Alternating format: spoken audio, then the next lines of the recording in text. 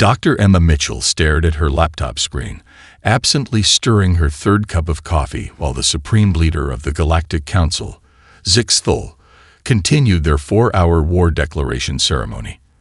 The aliens' iridescent tentacles waved in what was probably supposed to be an intimidating manner, but Emma was more concerned about the Thai takeout getting cold on her desk. And by the ancient laws of the 47 species, we hereby declare total war upon the planet known as Earth. Zixthul's translator boomed through her speakers. "A quick question," Emma interrupted, raising her hand like she was in a business meeting. "Could you guys email me the paperwork? I've got a dentist appointment at 4. The silence that followed was profound. 47 species of advanced aliens, their representatives arrayed in holographic splendor around the council chamber, stared at her in what might have been horror. It was hard to tell with some of the blob-shaped ones. "You dare to interrupt the sacred declaration." Zixthul's chrome-plated exoskeleton bristled with energy. "This ceremony has been unchanged for 10,000 years. Emma took a bite of pad thai. "Yeah, that's kind of the problem. We're on Earth time here, and I've got a whole schedule to keep. Plus," she glanced at her phone, "there's this really cute cat video trending right now." From somewhere off-screen, her assistant Mark called out, "Hey Em, should I reschedule tomorrow's budget meeting? You know, because of the war and all." "Nah, keep it on the calendar. We can do war in spreadsheets. I'm great at multitasking." She turned back to the screen of increasingly agitated aliens. "Sorry about that. You were saying something about total annihilation." A representative from the Silicon-based alliance, looking like an angry crystal chandelier, chimed in. "Dr. Mitchell, perhaps you fail to grasp the severity of this situation. The combined might of the Council will rain death upon your world." "Aha." Emma nodded, pulling up her calendar app. "So should I pencil in the death raining for next week, or are you guys thinking more long-term? I've got my daughter's soccer tournament this weekend, and I promised I'd bring orange slices." The council erupted into chaos. Several species began displaying their various warning colors, while others started what appeared to be religious preparations for combat. One particularly militant race of cyber-enhanced jellyfish began performing their species' traditional pre-war interpretive dance. Emma used the commotion to check her emails. "Order, order." Zixthul's voice thundered through the chamber. "Dr. Mitchell, you test the patience of the Council. We have observed your species' primitive technology, your internal conflicts, your reality television shows. You cannot hope to stand against us." "Speaking of shows," Emma perked up, "did you guys see that new streaming series about the detective who's also a chef? It's pretty good. We should talk about that instead of war. Way more interesting." The silicon-based representative's crystals began vibrating in distress. This is unprecedented. Never in Council history has a species responded to the war declaration with television recommendations. "First time for everything," Emma shrugged, then glanced at her watch. "Look, I hate to be that person, but can we wrap this up? My coffee's getting cold, and I've got a Zoom call in 20 about installing new vending machines in the office, unless you want to join that call too. We're thinking of getting those fancy ones with the ice cream bars." Zixthul's tentacles drooped in what might have been defeat or possibly confusion. The Council will proceed with war preparations. You will tremble before our might." Cool. Emma nodded, already typing on her phone. "I'm setting up a shared Google Calendar for this war thing. What's your email? Also, do you guys prefer Zoom or Teams for future meetings? Some of our staff really like Teams, but personally, I think the emoji reactions on Zoom are better." The last thing the Council saw before Emma ended the call was her taking a selfie with the war declaration playing in the background, presumably for her Instagram story. In the profound silence that followed, one junior council member whispered to another, "Are we sure about this war thing? They seem different." Major Tom Anderson was having a fantastic Saturday. The smoker was running at the perfect temperature, his legendary brisket was almost ready, and the backyard was filled with the cheerful chaos of the neighborhood's best barbecue party. The fact that he was also monitoring global defense systems from his tablet seemed like a minor detail. "Hey Tom," called his neighbor Mike from beside the beer cooler. "Shouldn't we be, worried about those aliens?" Tom flipped through some satellite feeds showing the gathering council armada, then checked his meat thermometer. "Nah, we're good. Anyone want another beer?" Across town, High Commander Kirks of the Council's elite observer team was having an existential crisis. Their most sophisticated stealth ships had been deployed to study Earth's war preparations, and after 3 days of observation, they had discovered humanity's primary defensive strategy appeared to be complaining about football referees. "Supreme Leader," Kirks reported, their crystalline form vibrating with distress, "I regret to inform you that the humans are. They're making memes about us." "Memes?" Zexthol's tentacles curled in confusion. "Yes, sir. They've turned your war declaration into something called a TikTok trend. Humans are recreating it with something called interpretive dance and dubstep remixes." At the Pentagon, Military Commander Jessica Hayes was reviewing the latest alien transmissions while getting her nails done. Her newly launched Alien Fashion Disaster TikTok channel had already gained 2 million followers.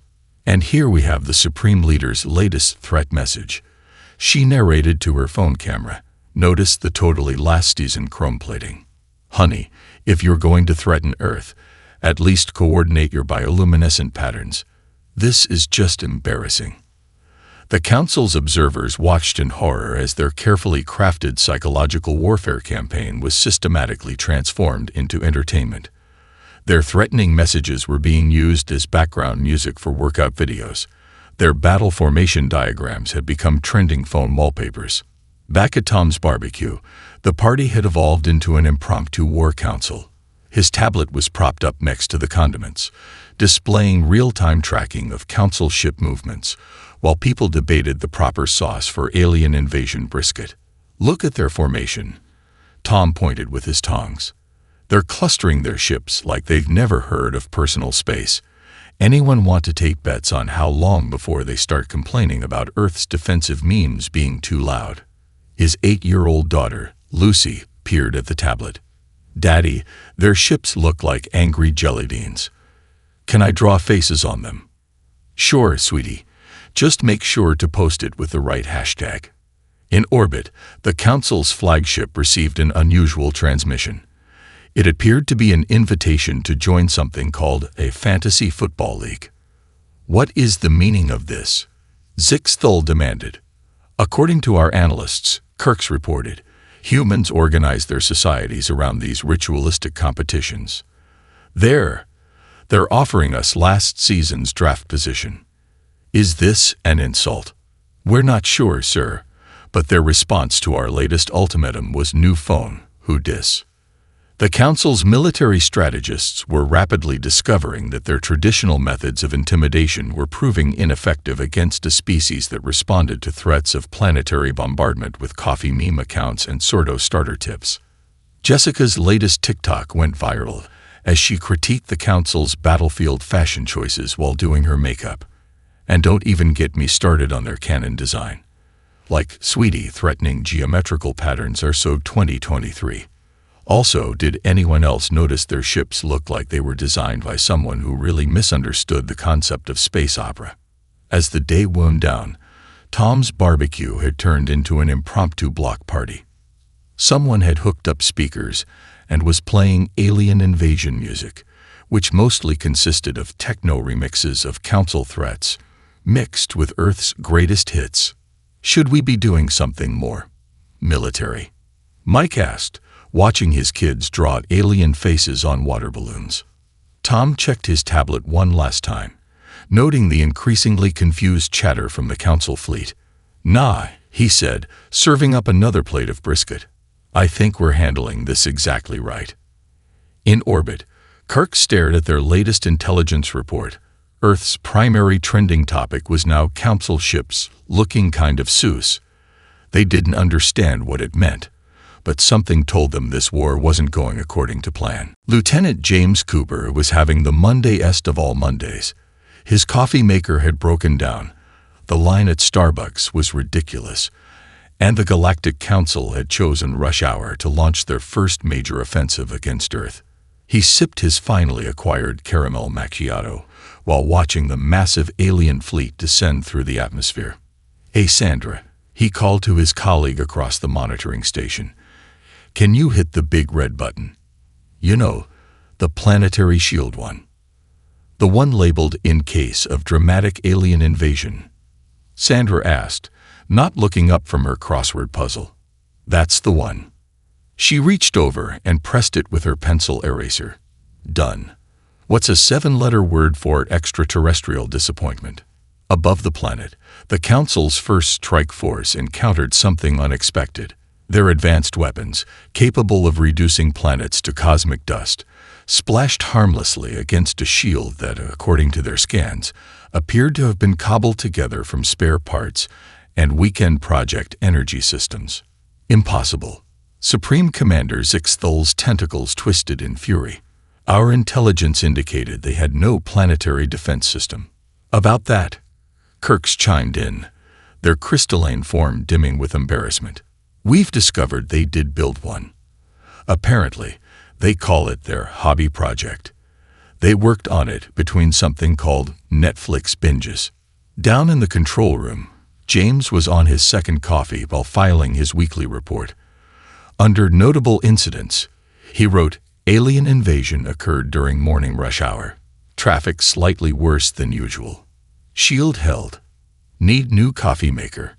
The Council's advanced AI, designated as Ultimate Strategic Analysis Unit 7, was experiencing what could only be described as a mental breakdown. It had been tasked with analyzing Earth's defense protocols and had instead discovered that humans had been preparing for alien invasions through something called science fiction movies and video games. "Sir," a junior officer reported to Zixthol, "the humans are. They're rating our attack on something called Yelp. We're only getting 2 stars. 2 stars. For a planetary assault." Zixthol's exoskeleton pulsed with indignation. "What are their complaints?" "Poor timing, unoriginal approach, and they say our ships lack aesthetic appeal. Someone named Karen wants to speak to the manager of the invasion." Meanwhile, Earth's first official response to the attack came in the form of a Twitter poll asking whether the Council's invasion aesthetic was more Independence Day ripoff or bargain bin space opera. The bargain bin option was winning by a landslide.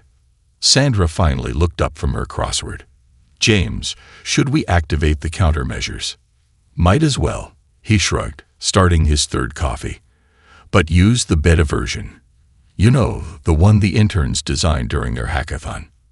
In space, the Council fleet suddenly found their sophisticated communications networks flooded with what appeared to be every cat video ever created on Earth. Their AI systems, attempting to process this data, began displaying error messages consisting entirely of lol and roffle. "The humans are getting inside our systems," Kirk's reported, their crystal facets showing signs of stress fractures. They're sending us something called vibe checks."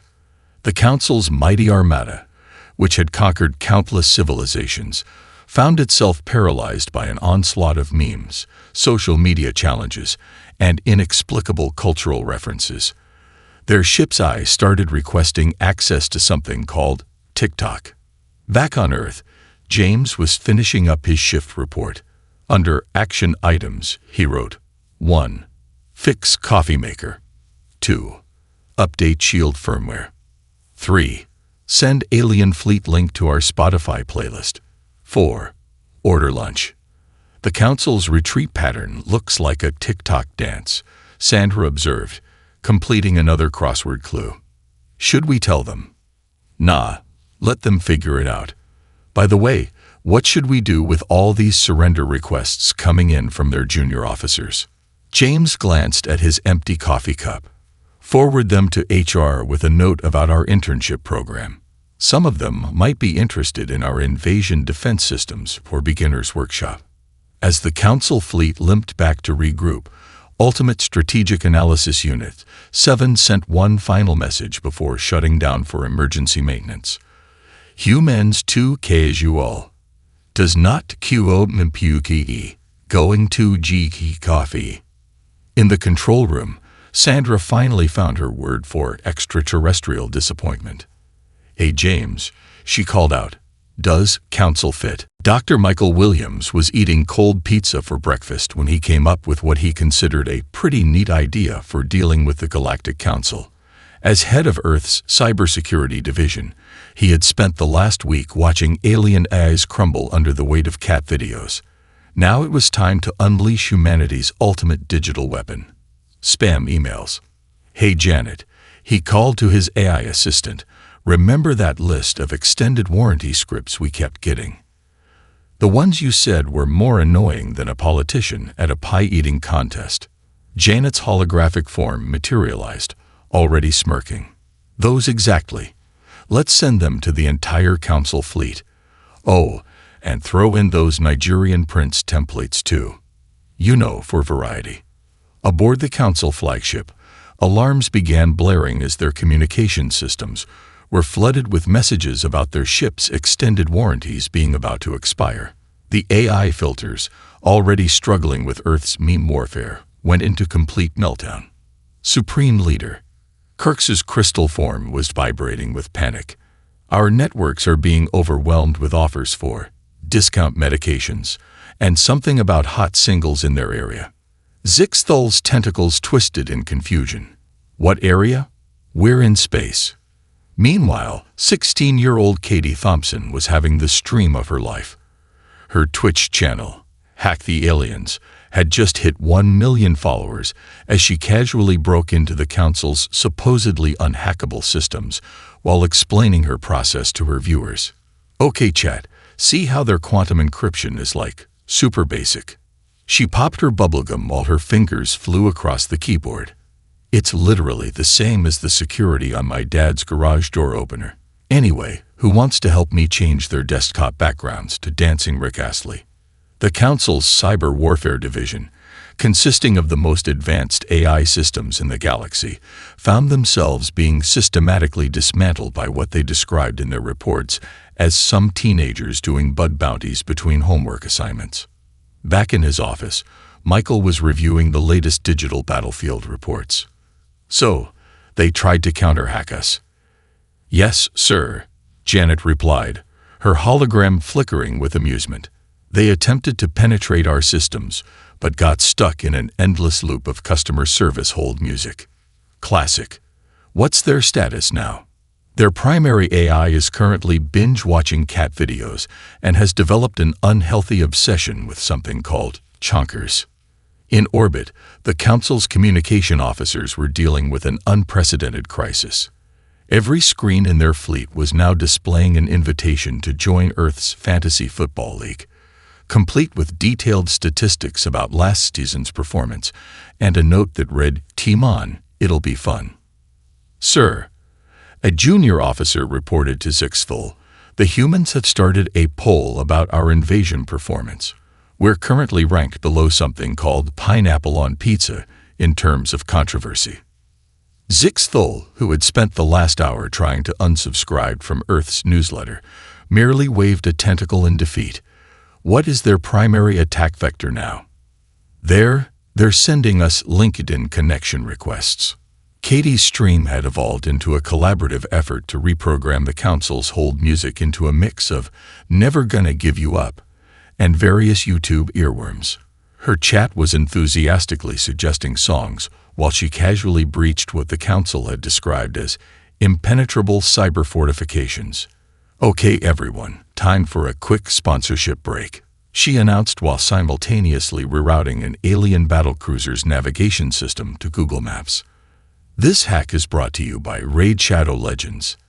In his office, Michael was putting the finishing touches on Earth's latest cyber offensive, setting all Council AI systems default language to "You Speak."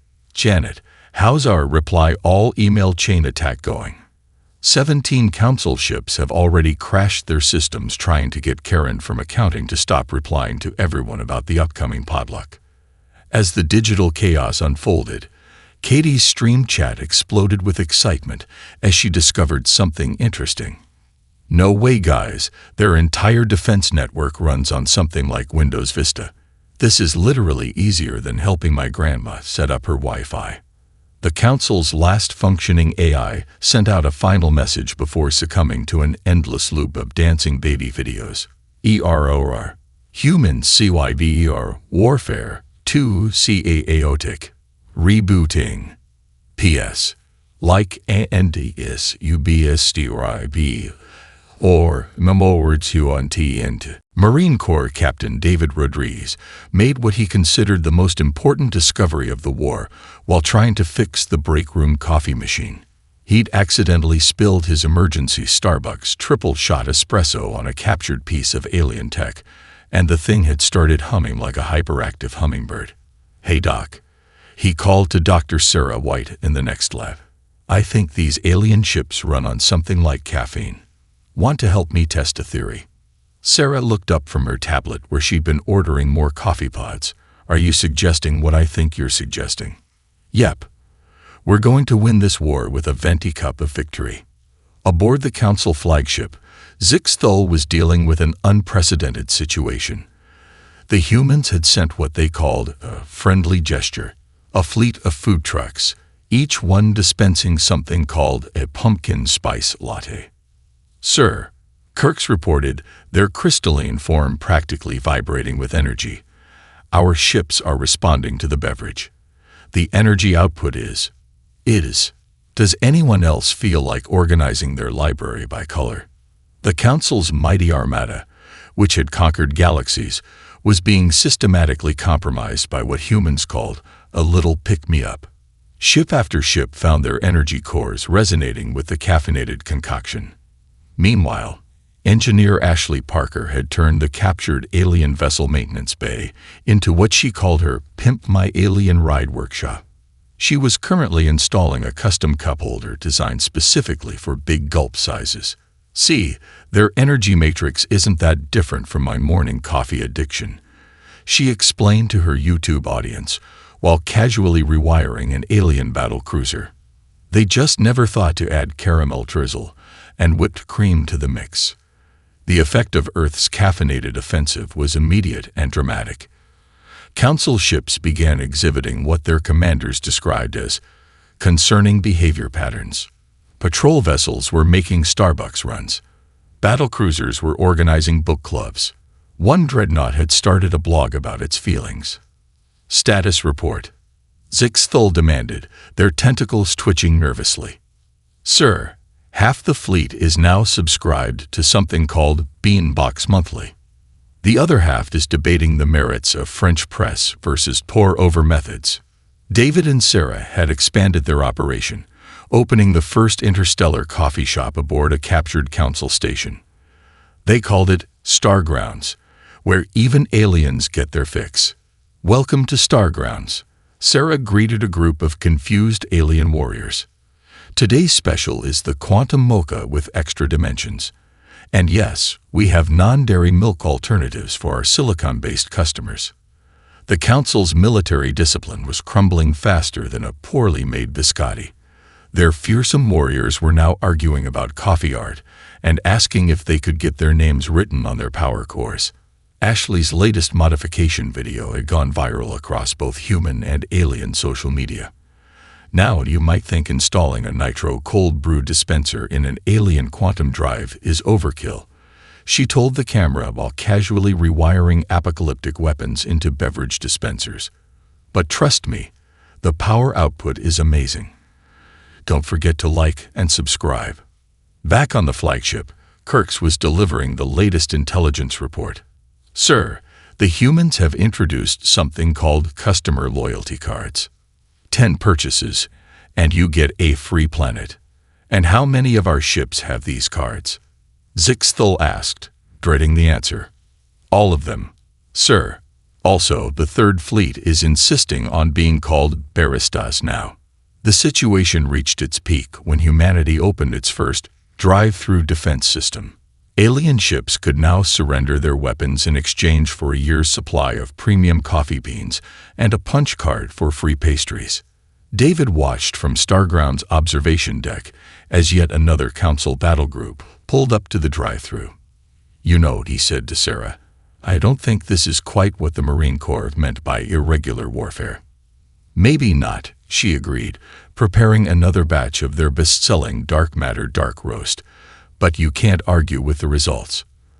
By the way, the Hive Mind Collective left a 5-star review and said our cold brew changed their collective consciousness.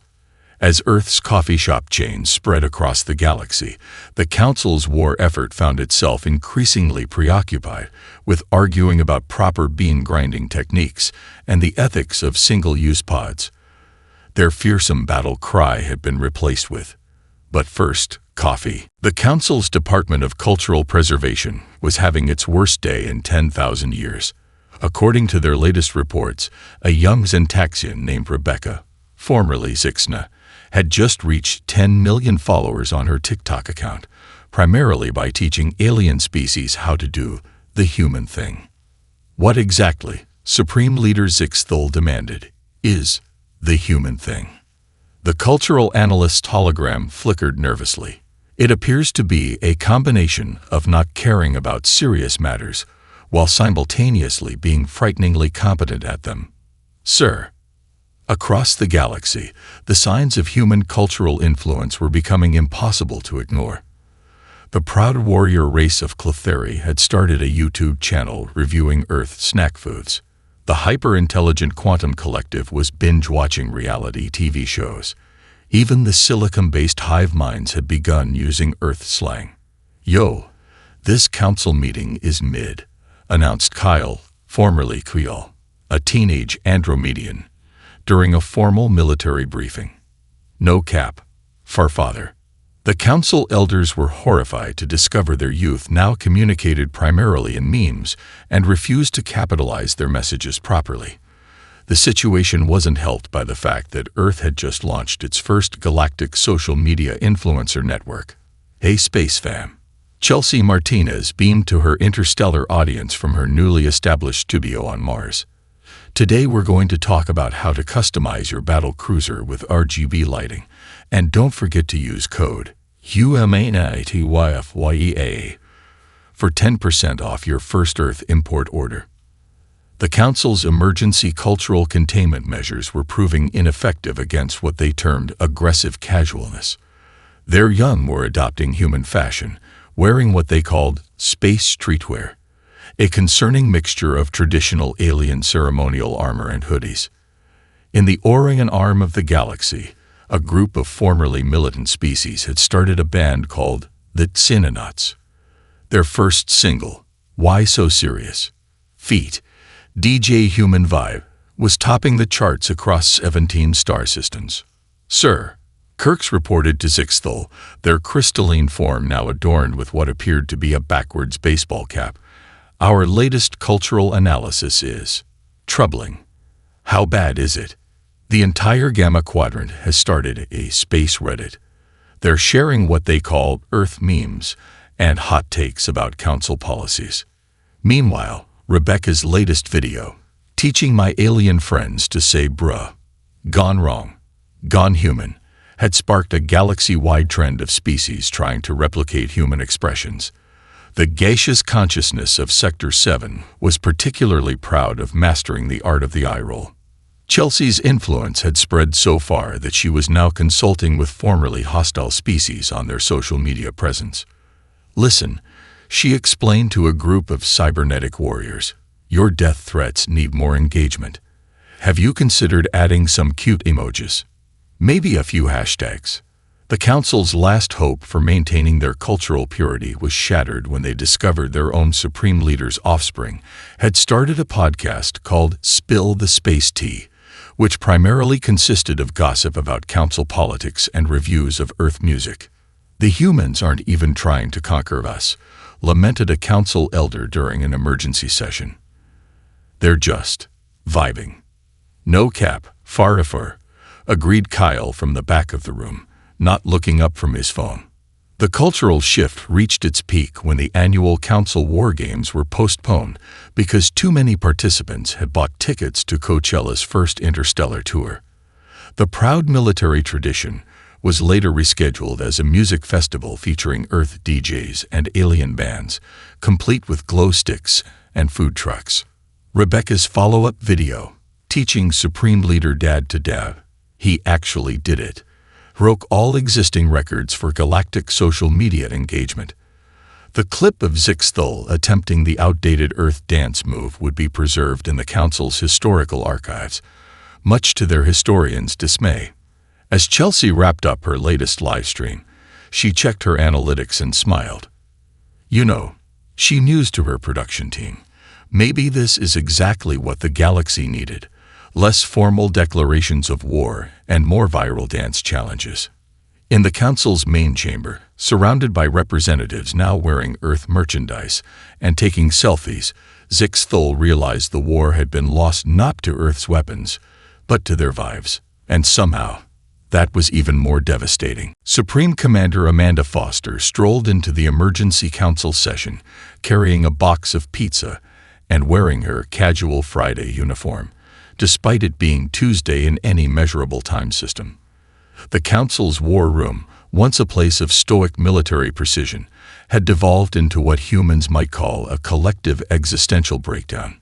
So, Amanda announced, placing the pizza on a centuries-old tactical display table, who wants to talk about ending this war over a slice? We've got pepperoni, and one with pineapple for our more adventurous cosmic friends.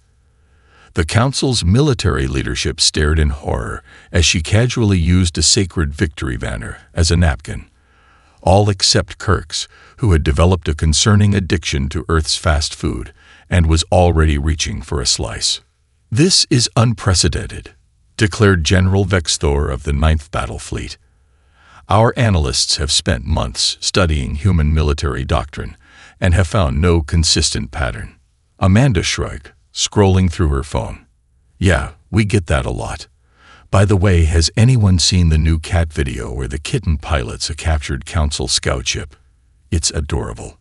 The Council's most advanced military AI, which had been tasked with analyzing human warfare strategies, displayed its findings on the main screen. Analysis of human tactical decisions. Sometimes they fight. Sometimes they send memes.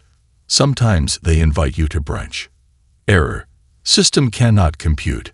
PS please like and subscribe. The problem.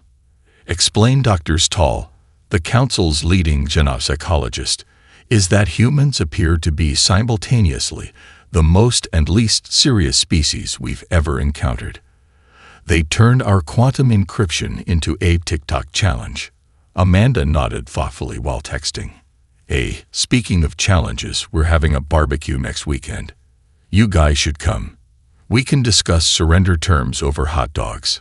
The room erupted into chaos. Several military leaders began displaying stress patterns in their bioluminescence. One admiral started stress-eating the pizza, despite being from a species that photosynthesize. Do you not understand the gravity of this situation? Demanded Vexthor, their cybernetic implants glitching with frustration. Oh, we understand gravity just fine, Amanda replied, pulling up PowerPoint. Check out these memes our physics department made about it. The presentation that followed broke several of the Council's most decorated commanders. Slides alternated between complex military analyses and cat pictures, each transition accompanied by what humans called sick beats. And here, Amanda continued, clicking to a slide featuring a Doge meme, is our projected victory timeline, presented in what we call wholesome meme format. Kirks, who had finished their third slice of pizza, raised a crystalline appendage. Question: why does your military strategy include a Spotify playlist? Vibes, Amanda answered simply, as if that explained everything. To the Council's horror, several junior officers nodded as if this made perfect sense. The breaking point came when Amanda shared their classified battle plans, which had been reformatted as a BuzzFeed quiz titled, "Which Earth Pizza Topping is Your War Strategy?" "This can't be real," muttered a council strategist, taking the quiz for the 5th time. "I keep getting Hawaiian pizza, but I don't know what that means for our fleet movements." Meanwhile, several council species had secretly started sending applications to join Earth's side. Their reasons ranged from better memes, to they have pizza, to their Instagram aesthetic is superior. "Look," Amanda said, closing her PowerPoint and opening TikTok instead, "we can keep fighting if you want, but have you considered just chilling? We've got streaming services, social media, and I hear your troops really like our coffee." The Council's final hope for understanding human warfare died when they discovered their own war room had been streaming on Twitch for the past month under the username CouncilGamersGG. "Our stream has how many followers?" Vexthor asked weakly. "About 2 million, Amanda replied. "The chat really loves your dramatic speeches. They've been turning them into remixes." As the council leadership contemplated their complete failure to comprehend human psychology, Amanda's phone buzzed with a notification. "Oh hey," she announced to the room, "we're trending on space Twitter. Apparently #CouncilMeltdown is now the most popular hashtag in 3 galaxies. Anyone want to film a reaction video?" Dave's Backyard Bar and Grill had never hosted peace negotiations before, but then again, no one had ever tried settling an interstellar war over baby back ribs and craft beer. The restaurant's patio was packed with an eclectic mix of humans and aliens, all gathered around picnic tables covered in checkered tablecloths. "So," Dave himself said, placing another platter of ribs in front of Supreme Leader Zixthul, "about that peace treaty. Have you tried the sauce? It's my grandmother's recipe." Zixthul, their tentacles now adorned with a Kiss the Cook apron, carefully picked up a rib with their anti-gravity field. "Your culinary diplomacy is acceptable. But what about the formal treaty protocols?" "Oh, we posted those on Reddit last week," Dr. Emma Mitchell chimed in, scrolling through her phone. "The community made some edits, added some memes, and now it's got like 500,000 upvotes. We figure that counts as ratification." Across the patio, several council species were experiencing their first human college party.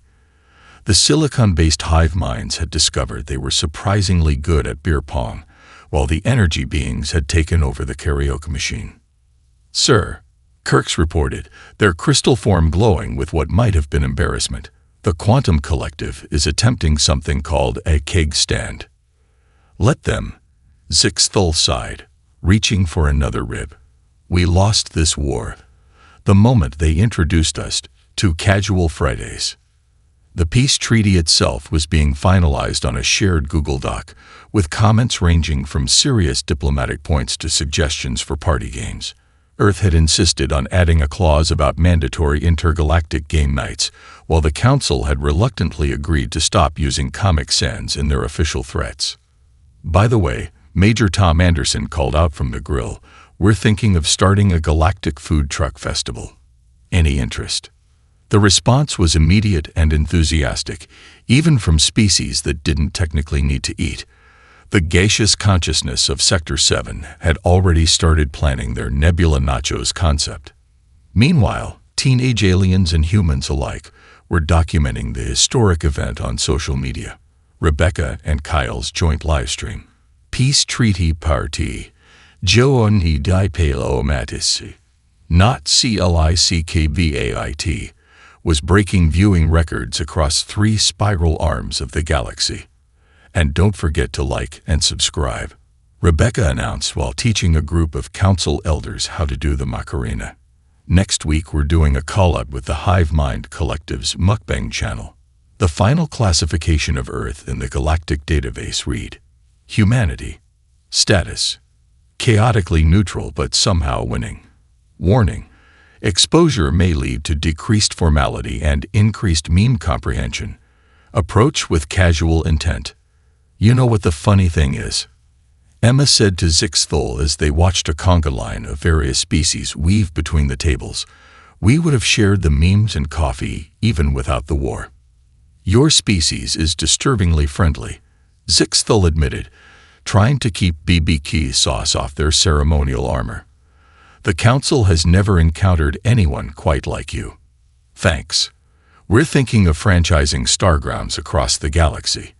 Your ships seem to really like our loyalty program. The party reached its peak when someone suggested an intergalactic talent show. The highlight was undoubtedly the Council's supreme strategic AI, performing a stand-up comedy routine about its failed attempts to understand human behavior, followed by a surprisingly solid rap battle between quantum physicists and energy beings. As the evening wound down, Dave started passing out to-go containers while various species exchanged contact information and made plans for future game nights. The Council's fearsome battle fleets had been permanently reformed into what they now called their food truck armada. So, Dave asked, collecting empty plates, same time next week for trivia night. The response was unanimous and enthusiastic, even from species that had been sworn enemies for millennia. As it turned out, nothing united the galaxy quite like pub quizzes and good barbecue. In the end, the great interstellar war concluded not with a bang, but with a potluck. The galaxy would never be the same, and most agreed that was probably for the better. After all, it's hard to maintain ancient grudges when you're sharing recipes and competing in meme contests. As the last guests departed, Emma updated Earth's official status report. Tuesday, ended Galactic War. Introduced aliens to Karaoke. Need to order more BBQ sauce. Note: Supreme Leader makes excellent potato salad.